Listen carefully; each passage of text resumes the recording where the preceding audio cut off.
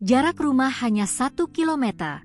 Counter atak Supriyani ke Aibda Hashim terancam batal. Jelang sidang vonis guru menganiaya murid di Baito, yang rencananya digelar 25 November 2024, sang terdakwa mendadak mengubah sikap. Supriyani mendadak baik hati kepada polisi bernama Aibda Hashim yang menjeratnya ke pengadilan.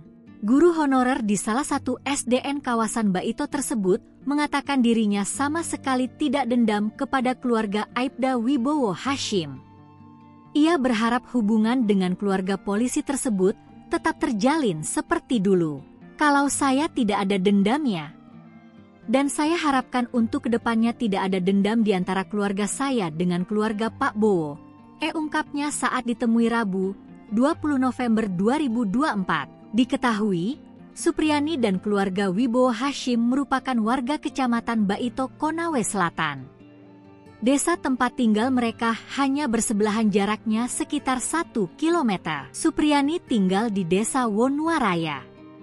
Sementara keluarga Aibda Wibowo Hashim tinggal di desa Wonua. Kini Supriyani menanti vonis hakim di persidangan atas tuduhan memukuli anak polisi yang bertugas di Polsek Baito. Ucapan Supriyani ini berbanding terbalik dengan sikapnya beberapa hari yang lalu. Dalam suatu wawancara, guru di Baito ini dengan tegas menyebut akan menempuh jalur hukum. Orang-orang yang telah membuat saya menderita, supaya dia juga bisa merasakan apa yang saya rasakan selama ini, ya katanya. Target Supriyani, sosok-sosok yang sudah bikin dirinya menderita, harus rasakan pula tidur dalam penjara.